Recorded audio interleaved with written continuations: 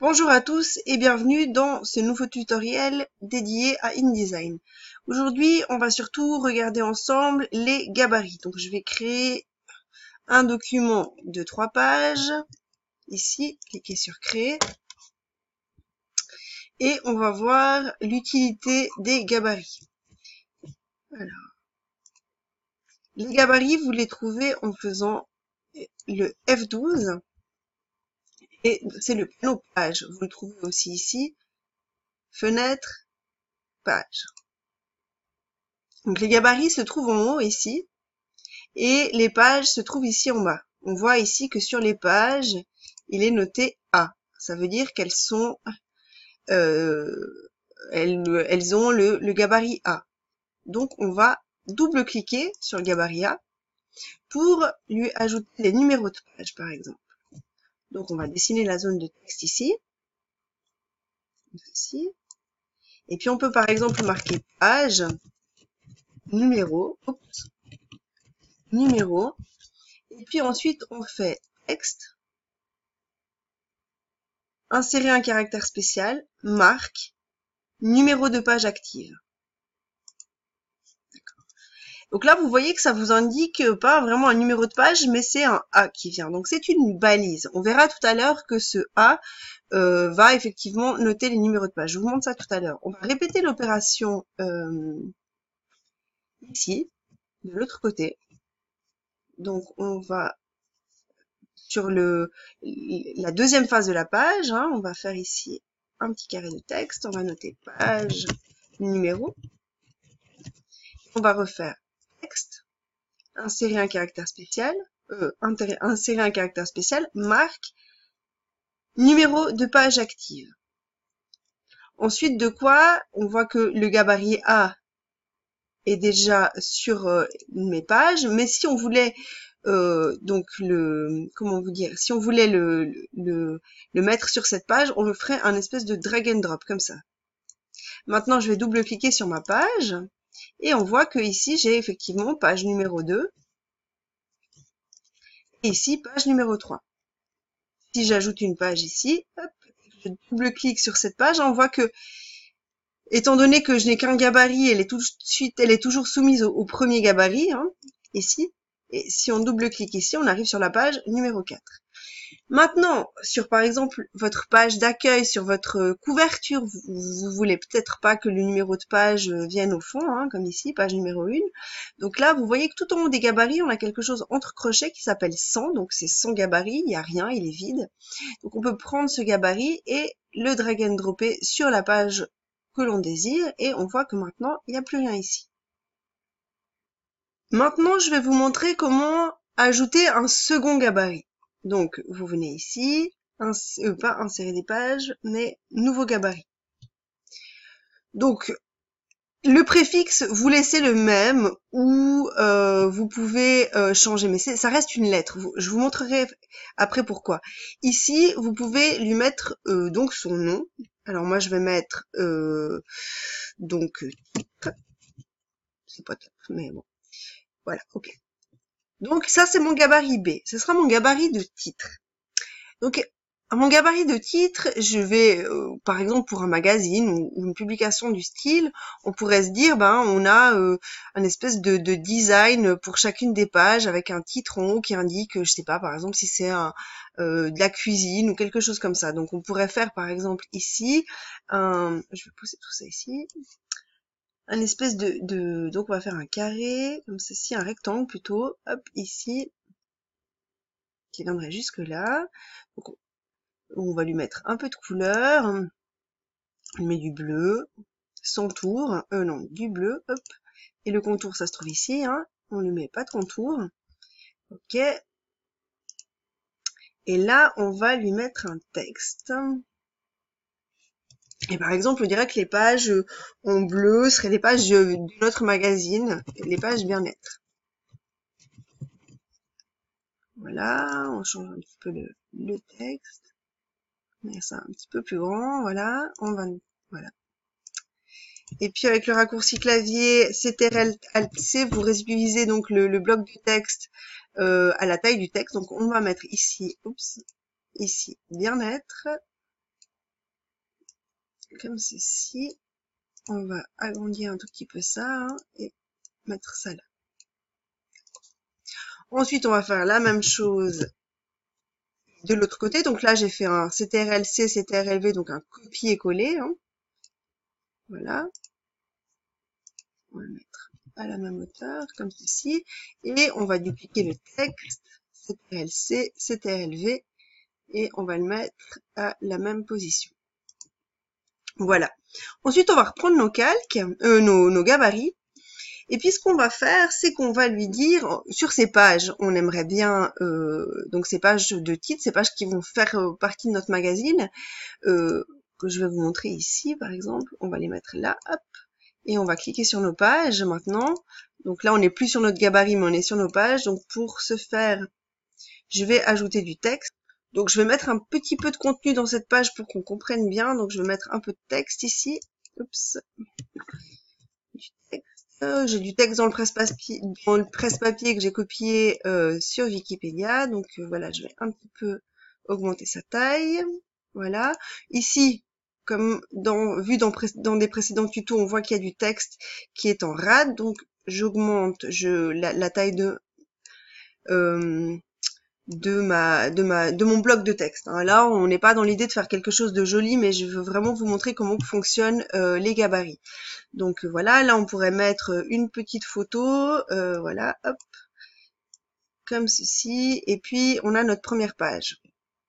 Mais on se rend compte du coup que sur notre page bien-être, sur notre page ici, on bénéficie plus de ce gabarit A où finalement on avait mis les numéros de page et c'était bien pratique. Et du coup on serait presque obligé de les remettre ici. Mais il y a une astuce un petit peu plus pratique et où on va gagner pas mal de temps. C'est qu'on va glisser le gabarit A sur le gabarit B, ce qui fait que ce gabarit B sera un petit peu le gabarit enfant du gabarit A. Et maintenant, quand je viens sur ma page, j'ai mes numéros de page juste ici. C'est assez pratique. On va faire un autre gabarit pour, par exemple, la rubrique qui serait destinée, je sais pas, par exemple, bah, tiens, aux animaux, parce que j'ai toujours ma photo de chien ici. Donc, on va faire un nouveau gabarit. Donc, ici, fichier, nouveau gabarit. Donc c'est le gabarit C, ce sera la rubrique. Tout à l'heure j'ai mis titre, mais disons que c'est pas très pratique, hein, parce que quand j'en ai 15-20 avec des titres différents, on s'y retrouve plus trop. Donc là je vais mettre animaux par exemple. Si pour moi c'est plus facile, je peux mettre une autre lettre. Hein, si par exemple Z pour moi ça me fait penser à animaux, j'en sais rien, donc je mets Z, voilà. On peut ici changer le format hein, et puis avoir des gabarits qui seraient en format paysage. Hein. Si on avait, je sais pas, un catalogue au format paysage, on pourrait aussi avoir un gabarit en format A4 ou A5. Il faut penser que dans des documents, on peut aussi avoir plusieurs formats de papier dans le même document. Donc on peut avoir aussi plusieurs formats de gabarits. Donc là, je clique OK. Et je retourne sur mon gabarit, donc toujours en double cliquant, hein, tac, et là je suis sur mon gabarit, j'y étais déjà avant, voilà. Et je vais faire un nouveau titre. Bon, alors si je veux, donc je répète l'opération comme j'ai fait tout à l'heure. Donc comme je vous ai dit, c'est pas un truc qui va être super joli, tac. On va lui mettre de la couleur, moi cette fois on va lui mettre, allez, un espèce de magenta. Pour le contour, on va rien mettre. Je vais faire copier-coller, hein, comme tout à l'heure. Comme ça, je vais pouvoir mettre le deuxième titre ici. Voilà. Non, pas tout à fait. Avec les flèches de votre clavier, hein, vous pouvez bouger sensiblement peut-être plus facilement qu'avec la souris, hein, les éléments. Donc là, hop, je l'ajuste avec les flèches de mon clavier, voilà, comme ceci. Et puis, comme tout à l'heure, je vais faire un bout de texte. Donc ça, c'était la rubrique qui est destinée aux animaux. Voilà.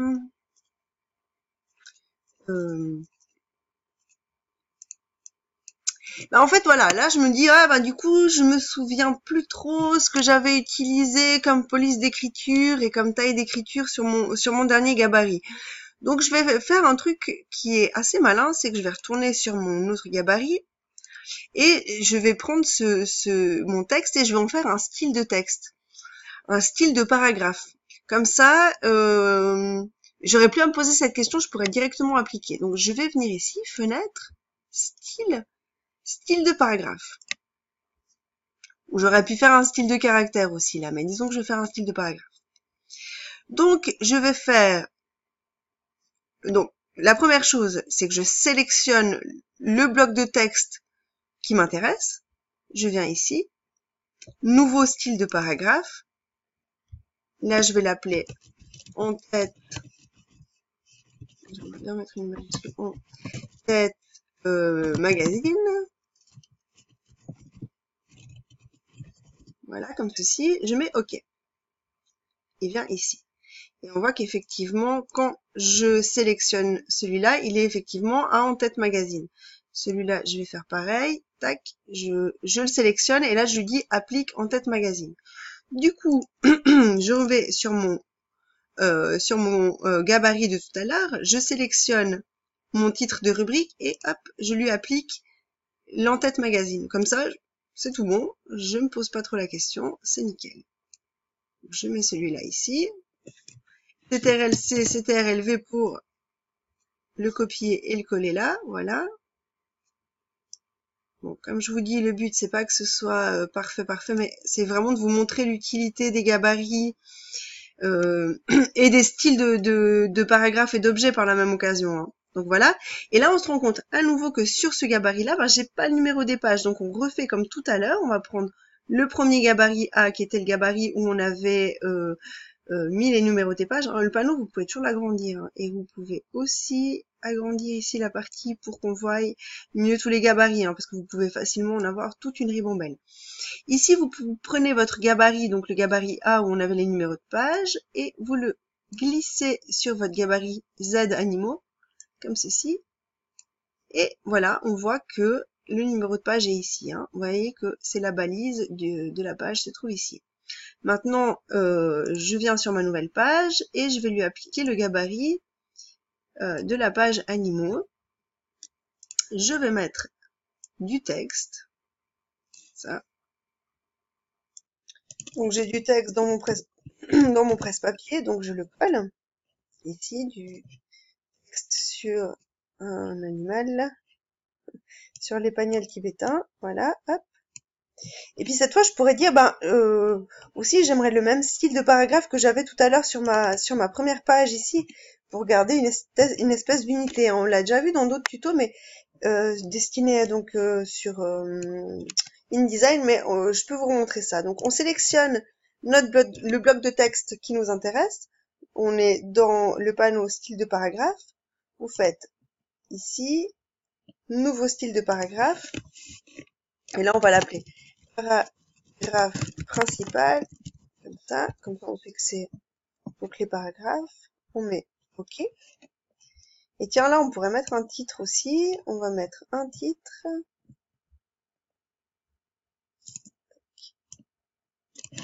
et je vais appeler sobrement titre,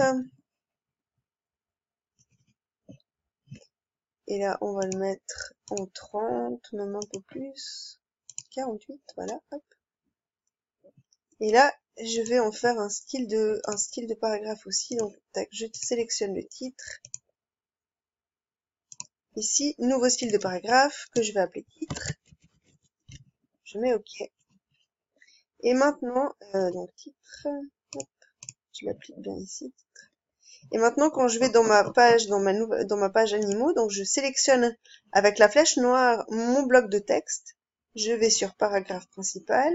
Je constate ici qu'il y a du texte manquant, donc je vais agrandir ma zone de texte. Je pourrais mettre un titre aussi. Tac, titre. J'appelle toujours titre. Voilà. Je le sélectionne, donc je sélectionne le bloc de texte et je lui applique le style de titre. C'est pas très joli, mais voilà. Je vois que j'ai toujours mon numéro de page, donc que j'hérite ici du gabarit A qui vient donc que j'ai appliqué à mon gabarit B et que j'ai appliqué ici à mon gabarit Z animaux.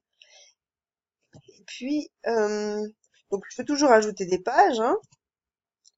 Oups. Et là, elle applique le gabarit Z, hein. Elle se met comment vous dire, elle applique le gabarit qui se trouve ici en face. Mais je peux tout à fait lui dire là, non, je mets aucun gabarit. Et là, par exemple, j'aurai une page de publicité, pleine page, sans numéro de page ou quelque chose comme ça. Donc voilà un petit peu à quoi ça sert les gabarits. On peut faire vraiment plein de choses. On peut donc effectivement ajouter un gabarit dans un gabarit. C'est assez pratique, comme par exemple pour les numéros de page ou ce genre de choses. Voilà, donc merci d'avoir suivi ce nouveau tutoriel InDesign. J'espère que ça a pu vous servir au niveau des gabarits. Voilà, à tout bientôt pour un nouveau tutoriel.